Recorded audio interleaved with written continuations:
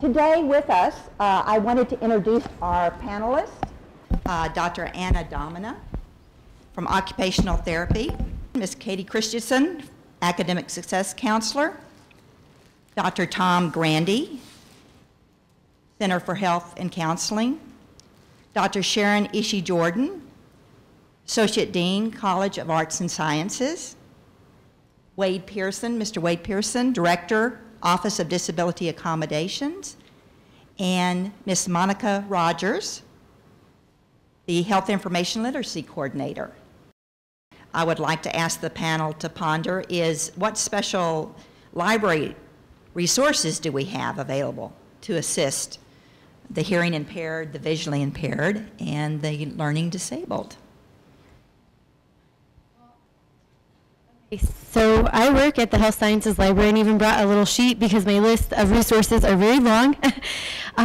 So at the Alumni Library, they do a lot of test proctoring. So all those examples where you say that a student needs more time, or maybe they need an isolated room where there aren't as many distractions or noise, you can send them over to Reiner. They will proctor a test for them. Reiner also has films on demand. That means that all of those films are captioned.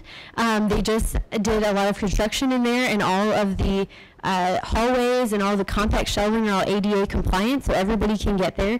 They also have a lot of databases that you can search, and those databases have an option where it can read the article to you. So if you have visual impairments, you can either have it read it to you, or they also have special screens. They have visual aids, so that way you can see the computer screen more clearly. The Health Sciences Library, specifically, we have iPads that you can check out, and those iPads can come preloaded with different apps, and those apps can do so many things. There are apps where you can track your moods and emotions, so you can, if you have those kind of disorders, you can do a little self-management. There's apps that can help guide you to places that have ADA compliant handicap accessible parking spaces. With those apps, you can always put in a note if there is a problem and the space is not accessible. That way the person will get notified that they need to change that.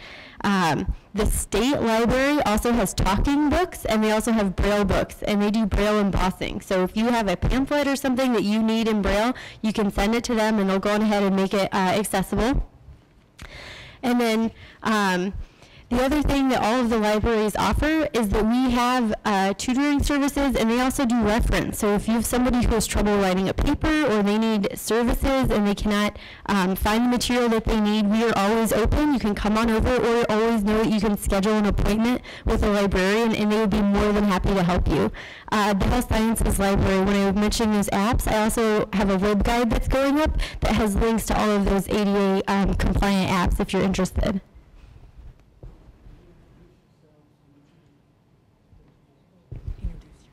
Sorry, I'll introduce myself. My name is Monica Rogers. I'm the Health Information Literacy Coordinator for the National Network of Libraries of Medicine. So that means that I'm here at Creighton, but I do outreach on behalf of the National Library of Medicine, and I've got an office over in the Health Sciences Library. Thank you. I should have introduced everyone. Why don't we start with you and just say a little bit about yourself. I apologize, folks. Go ahead. I'm Wade Pearson. I have been at the university for about 22 years. About 15 of those years have been with the Office of Disability Accommodations. And I work with Denise LeClaire, whom many of you may know. We have about 300 students that have disclosed a disability on the campus, and that's professional and undergraduate. So between the two of us, we have our hands full because essentially we're doing other duties as assigned, and so we have essentially 2 part-time people working with over 300 students. I'm Katie Christenson. I work in the School of Pharmacy and Health Professions in the Office of Academic and Student Affairs. My specific role is the academic success retention of our students. And that can be anything. It could be the academics, it could be personal. We teach a class, we give seminars, faculty development sessions, and really anything that our students need to help them be successful academically as well as professionally. I'm Tom Grandy. I'm from the Counseling Center, which is merged with Student Health. I'm a psychologist and I am a generalist, but as far as the faculty and students go, I'm the person who writes and writes accommodation for students and tests people and drives the faculty crazy if they're not already done, if they're already there. I'm Sharon Ishii-Jordan. I'm an Associate Dean in the College of Arts and Sciences.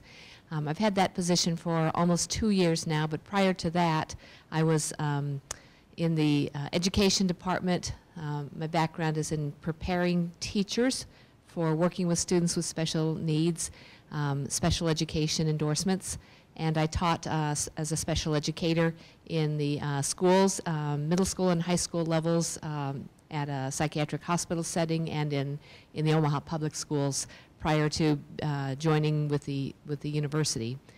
So my area has been in disability education. And I'm Anna Domina. I'm faculty in the Occupational Therapy Department, part of the School of Pharmacy and Health Professions. And specifically, I'm an academic clinical education coordinator in that department. So I do assist students as we're planning for them to go out on their clinical experiences for OT, and so certainly accommodations come into play from my perspective in the clinical aspect, which can be a little bit different as well. That brings us to our next question, and I think you should probably keep the microphone because you may want to address this one. What mechanisms in the College of Arts and Sciences, for example, what policies, procedures, committees are in place when you're trying to determine what's a reasonable accommodation for your college? Typically what happens is the students who are seeking some type of accommodations will go through Wade Pearson's office. So there is information that the faculty members receive about the types of accommodations that may be needed. And if assessments are needed, if extra time is needed, those are determined through that office. If there are any other types of accommodations, for example, you had mentioned in one of your cases students who might not be able to do well in a foreign language because of a type of a learning disability, then we discuss that in the college office. The associate dean who oversees more student and curriculum will come and talk to me because of the background that I've had, and we'll discuss the different other options a student might have for depending on the language processing difficulties that the student has with the type of learning disability. So it may be that we'll work with someone, Dr. Grandy or someone else from the office to know what was indicated in any of the assessments that were done, and there's always an accommodation for getting either waiving that if it's a severe language processing disorder, or looking at an option that doesn't have all the strict rules of grammar, like fulfilling that through an ASL, American Sign Language class, through Metro Community College or UNO or someplace else. That's another option. But we discuss accommodations, but typically the students will go first to one of the other offices on campus. There is one accommodation that I did want to just mention. I made a note of here. A lot of the different disability areas, you mentioned extended time. And an important piece for extended time, I think, for faculty to understand is that it's not just giving a student extended time because that might be indicated, but depending on the type of disability that student has or the processing needs the student has, the student really needs to be taught how to use that extended time. What's going to be important, and it all depends on the type of disability that they have. And I will just add to that, in the School of Pharmacy and Health Professions, we also are the same. We have our students go through the Office of Disability Accommodations and provides a letter to give to each of their faculty members. But then if there is something that we see as maybe it's not a reasonable accommodation, because we also have to look not only in the classroom, but then we also have to think about the clinical component.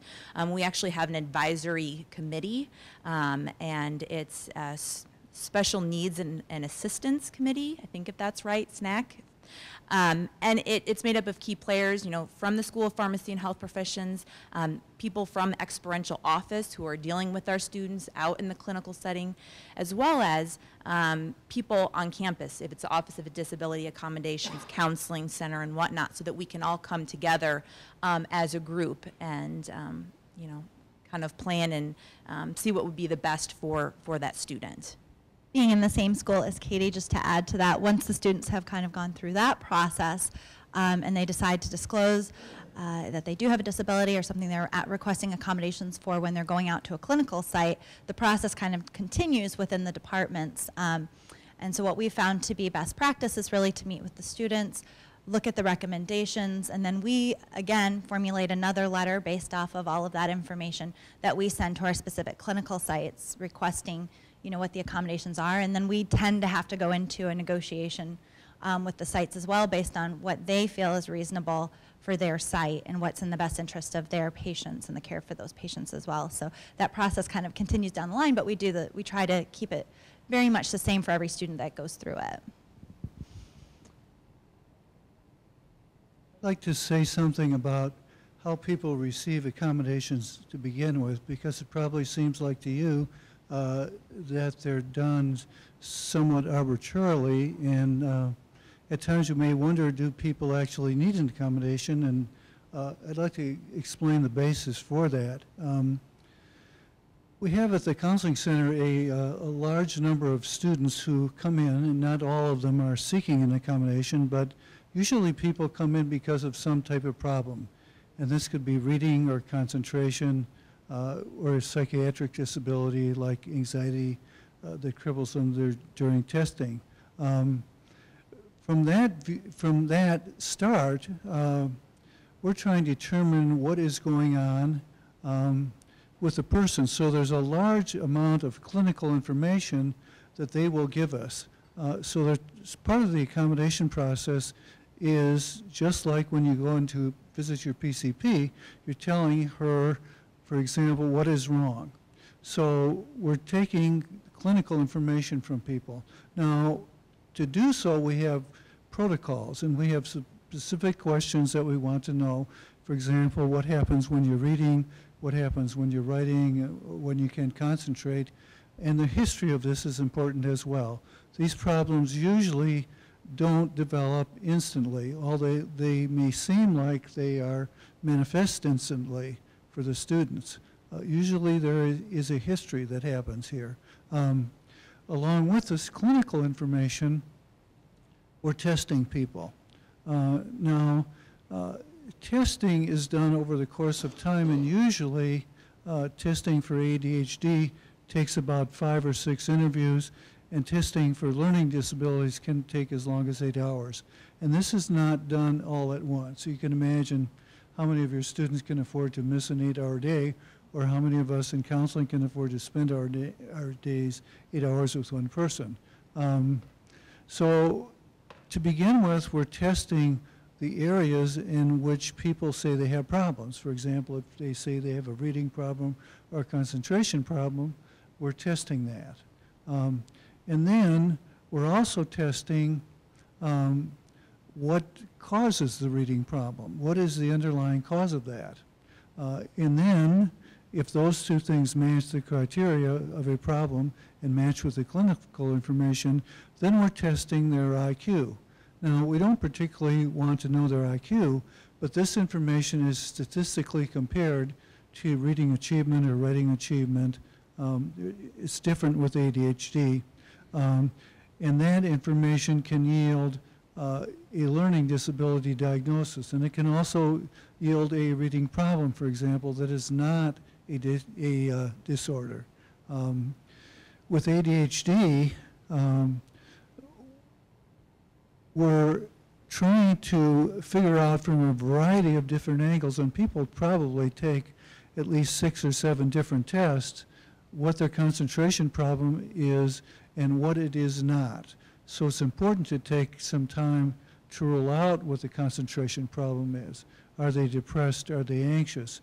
You know, these problems such as depression and anxiety may coexist with ADHD and may cause concentration problems, but they're not ADHD, for example.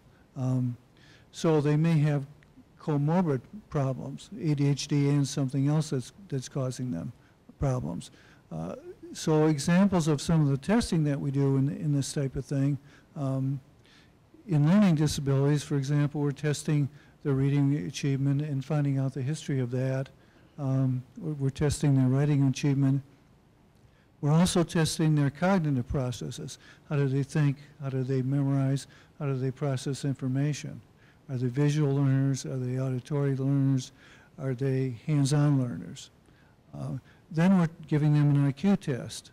An IQ test takes about 2 hours. We're asking them a variety of questions that are responded to orally. There isn't any writing on this type of thing. And we're asking them to do a number of different types of things, like put puzzles together is an example of that. With ADHD, we want to find out what type of history they have with these problems. So we're looking, one of the things we're looking at is their developmental history. What diseases did they have in childhood? How did the mother's birth go with them? What were they like as infants?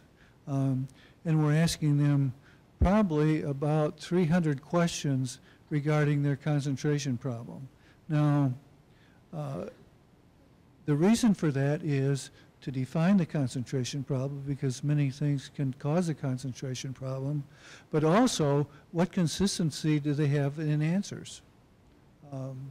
And along with this, they are given an objective test. It's on a computer in terms of concentration, where they're actually responding to letters flashing on a screen and clicking when particular letters flash and when particular letters don't flash.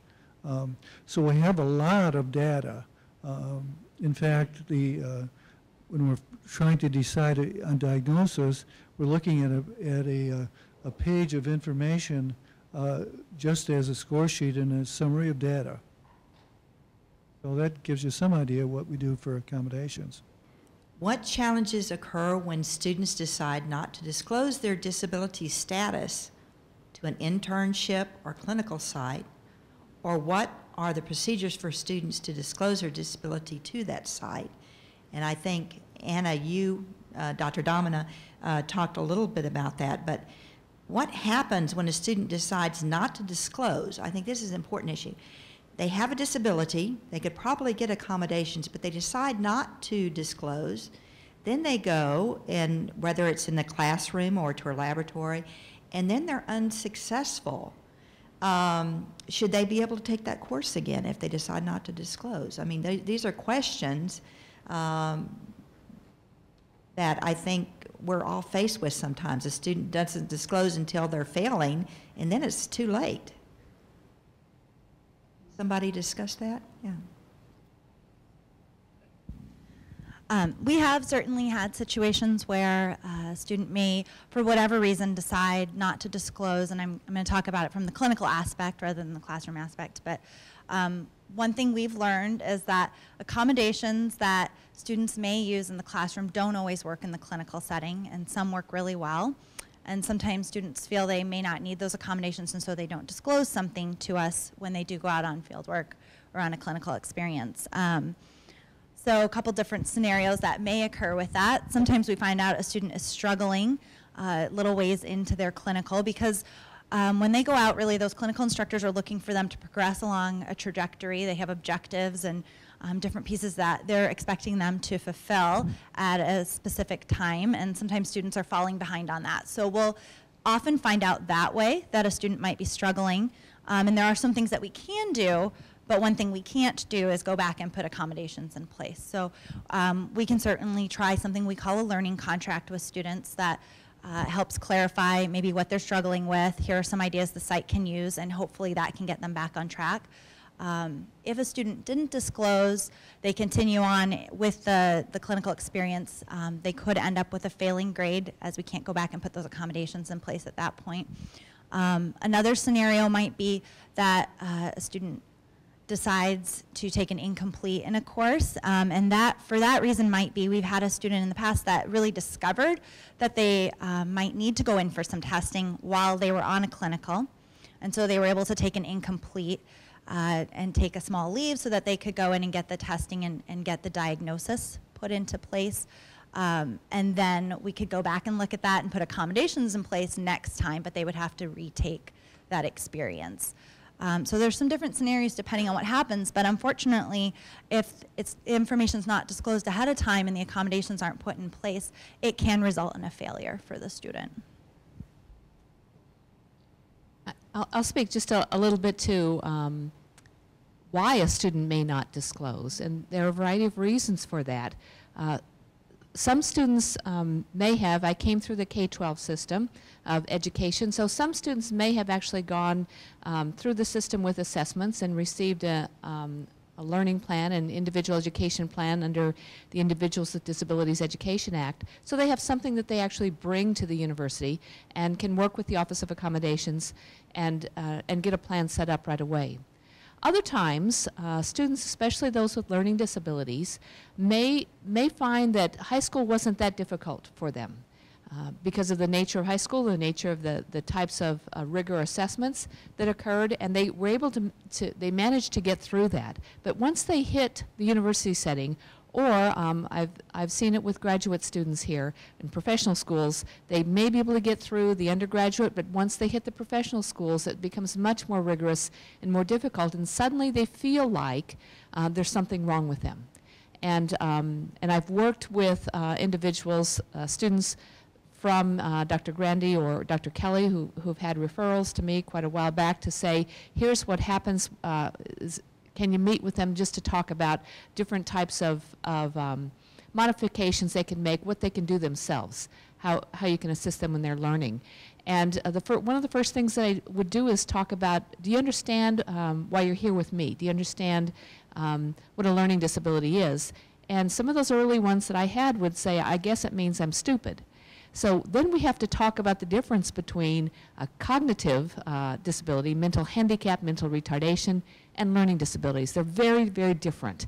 And they have to understand that piece. And once they do, then they're okay with trying some different accommodations or allowing other people to know. But prior to that, their feeling is, I'm stupid and I don't want anybody to know about it. And it doesn't hit for some students until they get here, and that's when the assessment procedure shows that they indeed have some type of learning disability.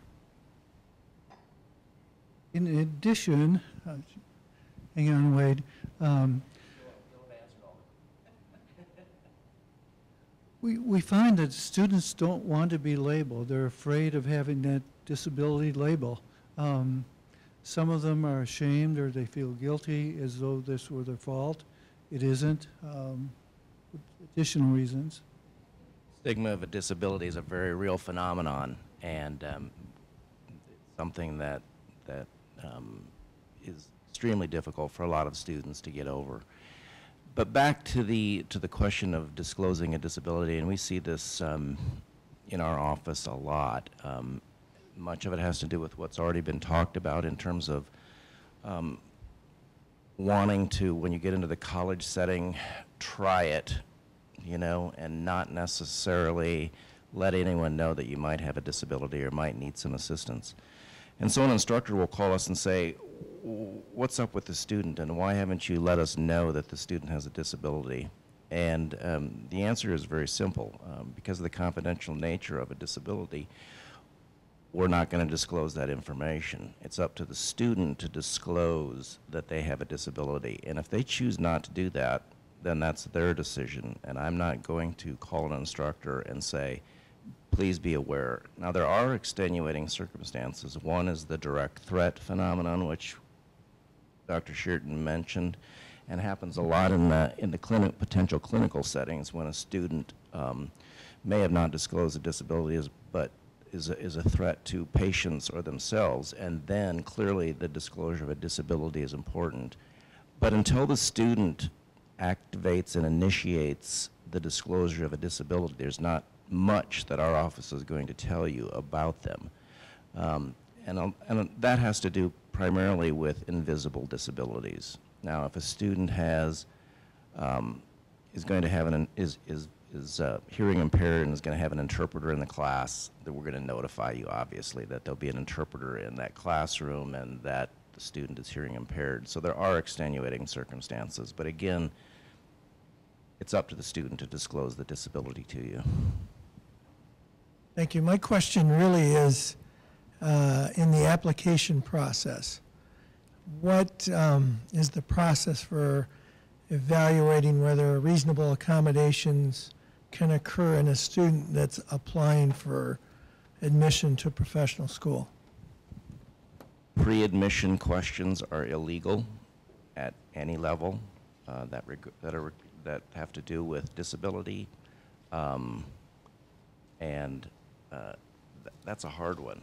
You hope that students are forthcoming in terms of what they might need in a professional setting, because Dr. Jordan mentioned, sometimes as the curriculum and the class content becomes more difficult, that's when issues can arise, and that's what the counseling center deals with. So you've asked a loaded question, and okay. You have to determine whether that student, with or without accommodations, is qualified within your program. If it's a PT program, then you have to say, let's look at the essential functions in PT, and with or without accommodations, is this student going to be successful? And we're going to base that interpretation on the documentation, for example, that Dr. Grandy is going to present to us.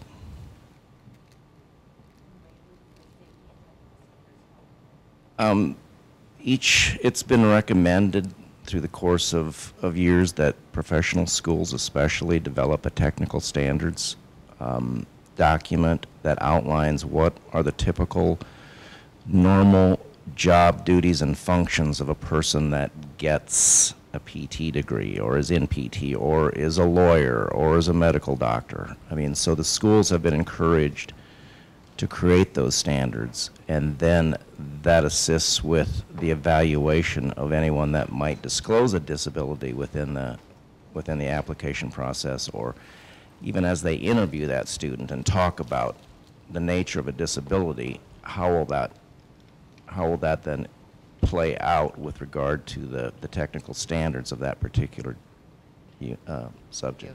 Joan Miller from College of Arts and Sciences, and I think I am addressing my question to Sharon. She's probably,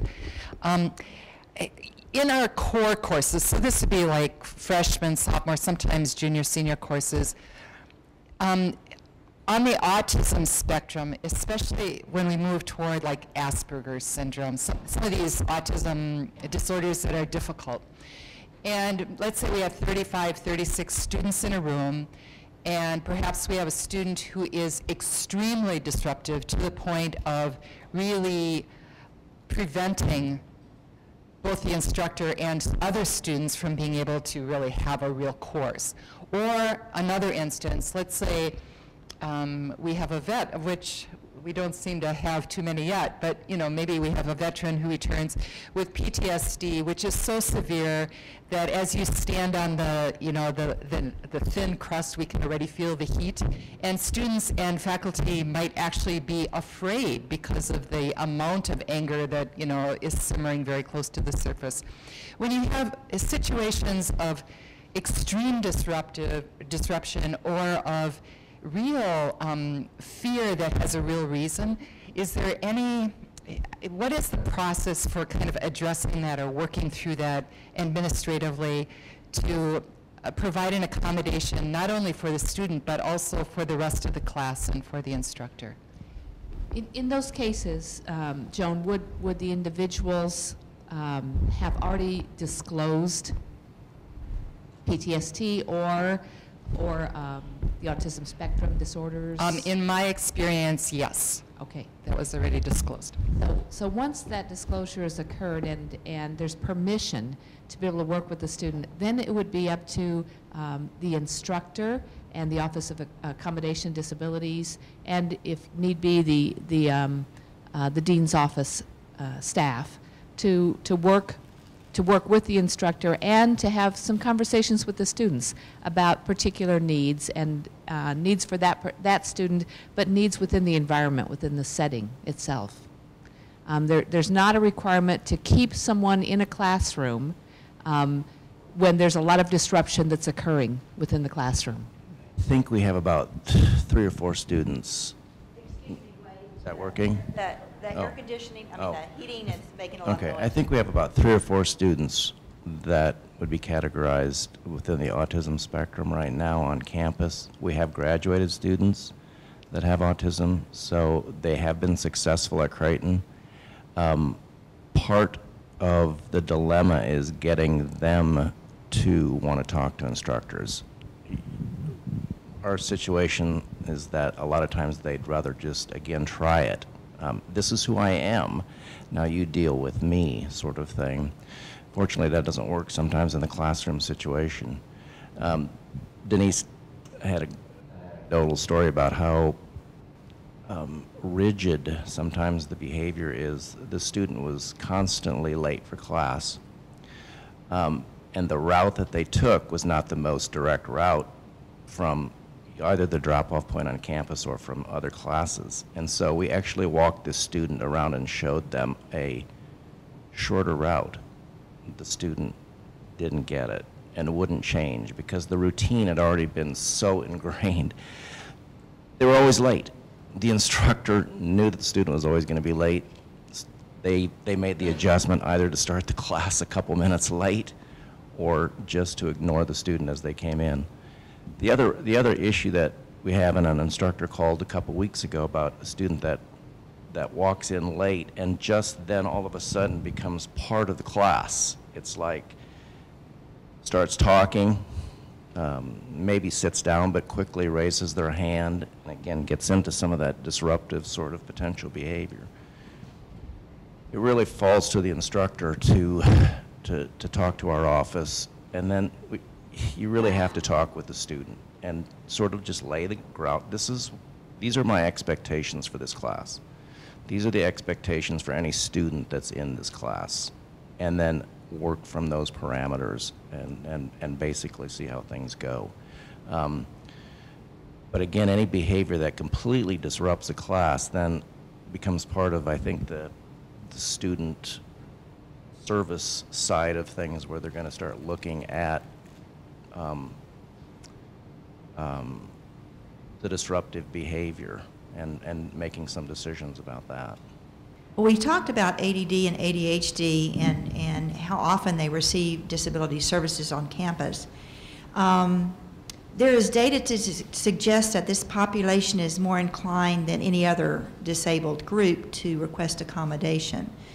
But there's been some criticism. ABC News has had some reports, and USA Today have reported that for a price, it's possible to secure an illegitimate ADD diagnosis in order to obtain academic advantage. There are reports of students obtaining LD and ADD diagnoses for the sole purpose of obtaining academic accommodations and advantage. What are your thoughts on this? Just a couple quick things. Of the 300 plus students that we have on campus, almost half are ADD and LD, so that becomes then the largest percentage, and in a real sense that's pretty much normal trends, I think, around major universities. We have never, and the ADA says be very careful about questioning an evaluator's credentials in terms of their expertise to determine whether someone has a disability. So we've never been in the real habit of questioning someone's credentials about providing the appropriate documentation. But we do look at are things like, is that guy a family member? That won't work. And we've had a couple of those where doctors have actually sent in documentation and it was for one of their children. And so clearly, and the ADA basically says you don't have to take that documentation. We've also had documentation from an individual who perhaps doesn't have the expertise to determine a certain level of disability, and we've had pediatric nurses write documentation for someone who is supposedly LD, and that might not fit. So we're going to send that individual back to our counseling center or some place to get the appropriate documentation.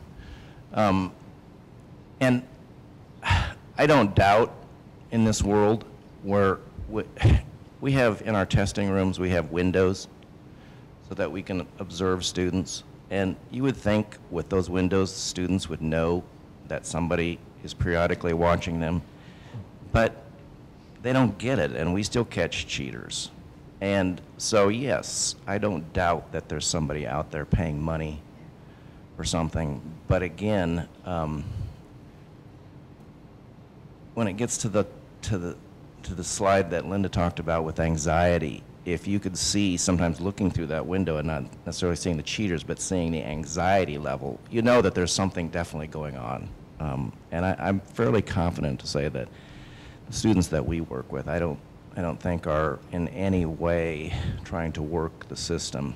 And if we have any inclination of that, then clearly we're going to the dean's office about that. This came up for the counseling center about 3 years ago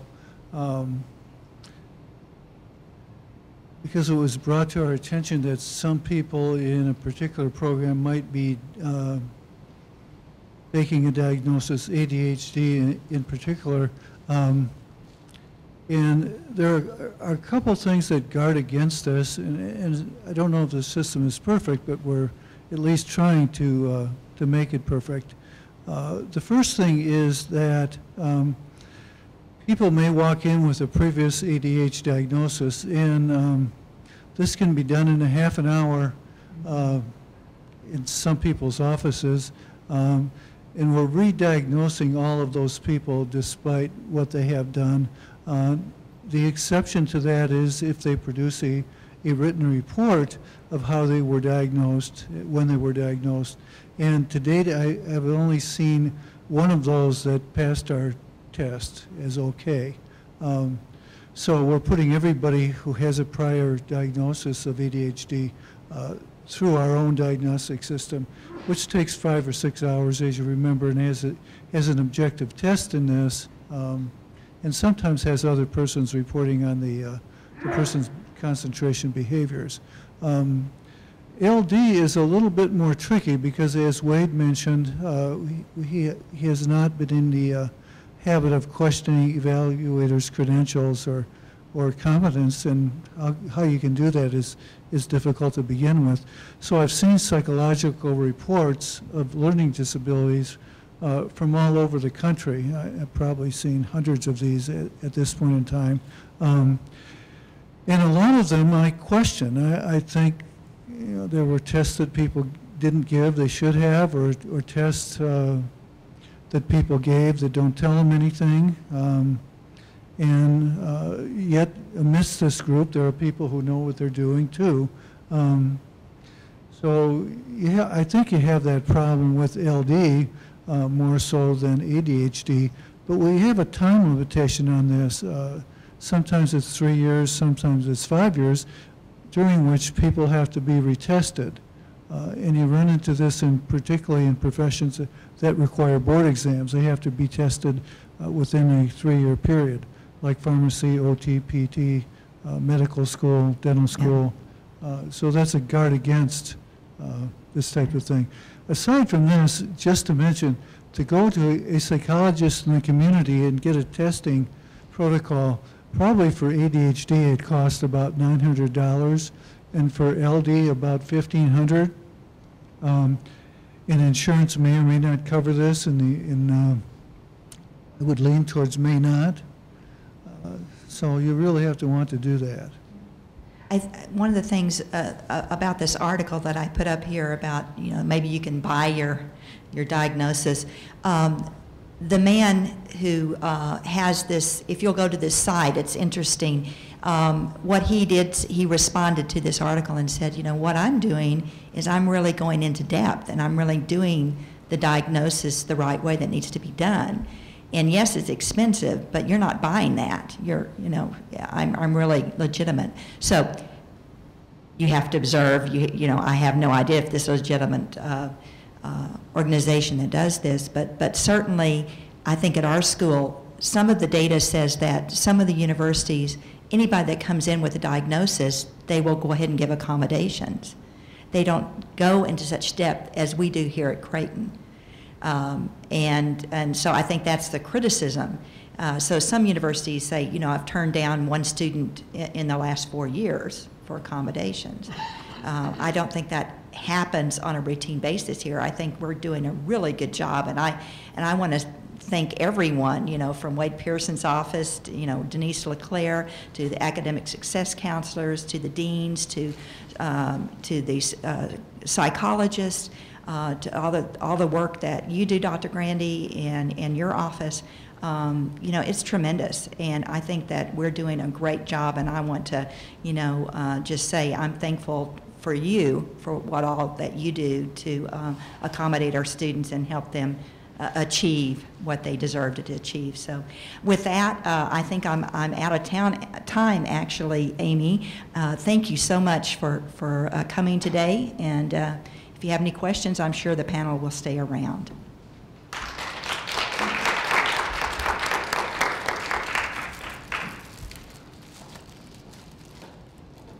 And I want to echo Dr. Sheridan's sentiments. We are very fortunate and want to thank our panelists. We have a very high-powered, powerful group of panelists today. We probably could have gone on for hours. Thank you all for your presentations. I want to also thank Dr. Linda Sheridan for her presentation, and again, thank the ADA committee, and thank all of you for coming.